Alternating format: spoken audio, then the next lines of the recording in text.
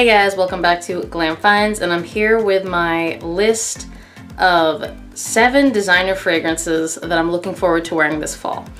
Now, I didn't want to do the same redundant list that everybody else is doing because realistically, if I did my top 10 for fall, it was going to be really close to a lot of other reviewers. So I actually want to do ones that you're not going to find on those lists. Some of these are discontinued, but still available. Otherwise, I wouldn't do them. And if I talk about them, I'm going to link them. And I want to say, as of shooting this video, they're still available. So again, I'm going to actually link all of these. A couple of them I'm going to talk about because I don't think people would think to pick them up for this particular season. And I'm actually go ahead and start off with that one. So let's get into it. All right, so the first one I'm going to talk about is from the house of Jean Paul Gaultier, Beau.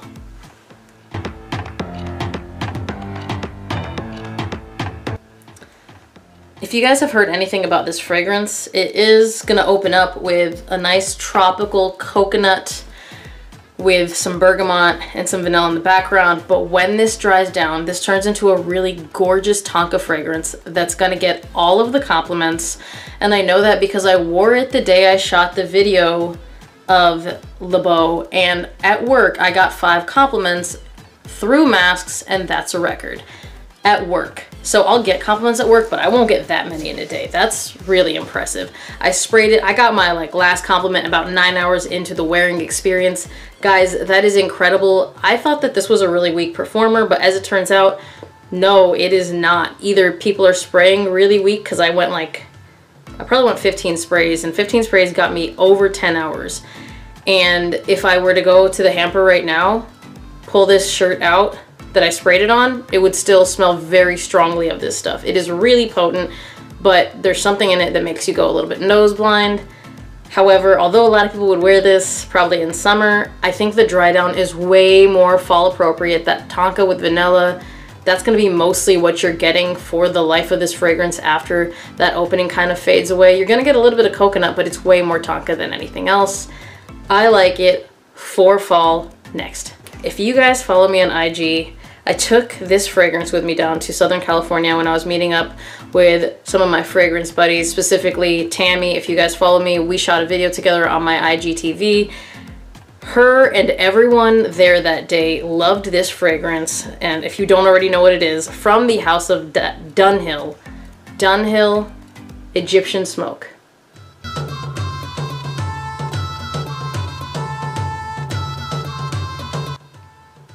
Guys, sweet, spicy. I've already done the video on this. You should watch it because this is an underrated gem. It's so sexy. It's got that sweetness. It's like a perfect sweetness to it. It's not too sweet. It's not cloying at all. You can probably wear this year round, but for me, that sweet spiciness is perfect for fall. Again, way more spiciness and sweetness. And I don't know if it's blind buy worthy, but everyone seemed to like it, even if they weren't a huge frag head. And I mean everyone. This was, I think, a favorite of everyone at the table that day. It's really good. I don't understand how this does not have more talk. Again, I picked it up randomly because I'm not like a Dunhill fangirl or anything, but Egyptian was in the name, so I thought I had to get it. Next. So this next one is also discontinued, but it popped back up at discounters, so I'm like, let me go ahead and talk about it now, because if I wait any longer, it might not be available. From the house of Polo, it is Polo Supreme Leather.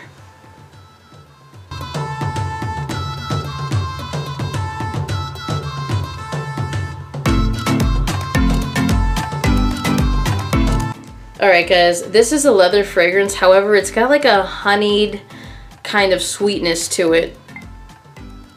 Really, really good. It's like a nice, it kind of reminds me of a nice soft brown leather.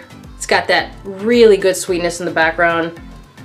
So it's not like a daring leather fragrance. This is going to be a really lovable leather fragrance. I do not think I've done a video on this. I should. I will. I mean, it is the season, right? It is really, really good. And this is one that also, if you overspray, you can get pretty decent longevity. If you underspray, it's not going to be that good. The bottle is bigger. This is 4.2, just like the Beau. So you can spray more and feel just fine doing it. It is a really good fragrance. I feel like it should be talked about more. And now that it is available, I think it's actually multiple discounters. I'm going to go ahead and link it down below. I want to go ahead and peel the others from the line because it is really good and the quality of it is really good as well. Next. So this next one is a designer that is very niche, and I don't know that this is blind buy worthy. In fact, I don't think it is. I really enjoy it. It has leather, woods, and a bunch of spices, including saffron, coriander, nutmeg, cardamom as well. That warms it up, but that's not the cardamom that you're used to smelling in fragrances like Lana Weed Willem. It's from the house of Davidoff, and it is Davidoff Wood Blend.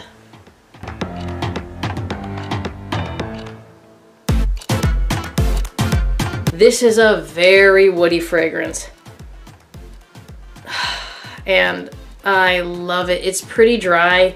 I personally really enjoy it, but I think if you are into very, very designer fragrances, like the mass appealing ones that kind of everybody has, this may not be for you. That's also why it made this list.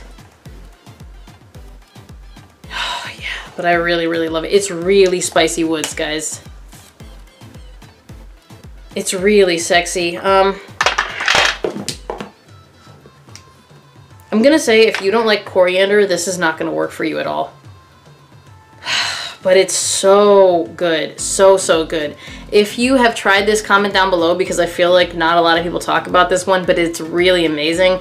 It's a Davidoff, but it is in their kind of upper end of fragrances. I think it smells really good. I think it smells really unique. It's not their regular, like, let's just keep pushing these flankers out fragrance.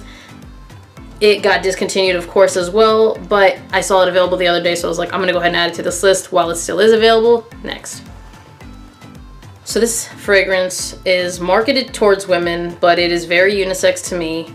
From the house of Juicy Couture, Glistening Amber.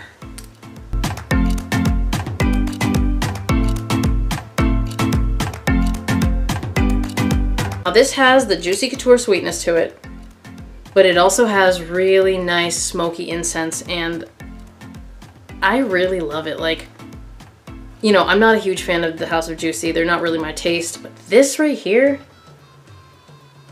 it's really, really good. You've got amber, you got incense, you got sweetness. Yeah, it's really, really good. If you haven't tried this, honestly, I urge you to. I think they're like pretty inexpensive. They're definitely under $50.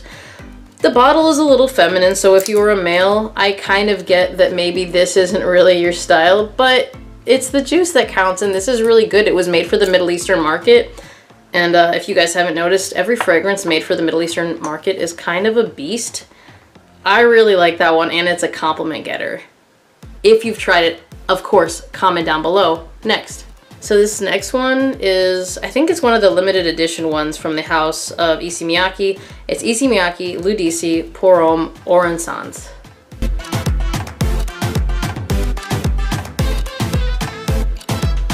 Guys, if you want a spicy rose with some incense, it's so rich.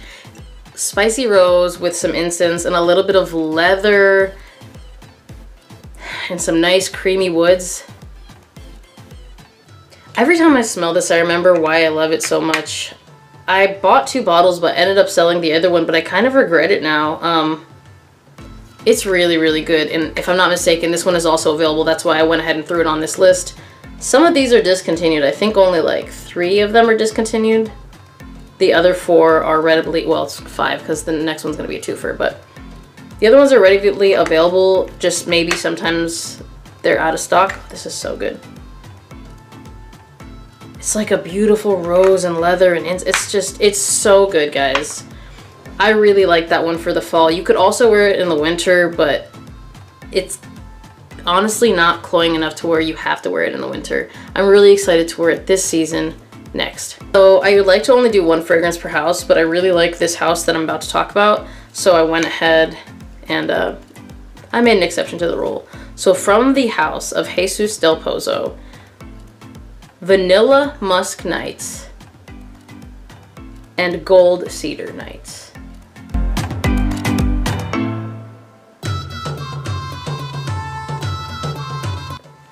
So Vanilla Musk Nights, I've done videos on both, so if you want the full review, go watch the full review.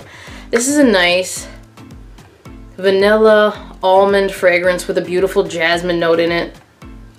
This is one that I've said before, I can see being worn with a cashmere sweater. It's very elegant, very nice, very upscale. So beautiful.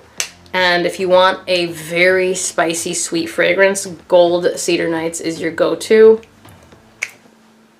Compliment Beast, really good for cold weather.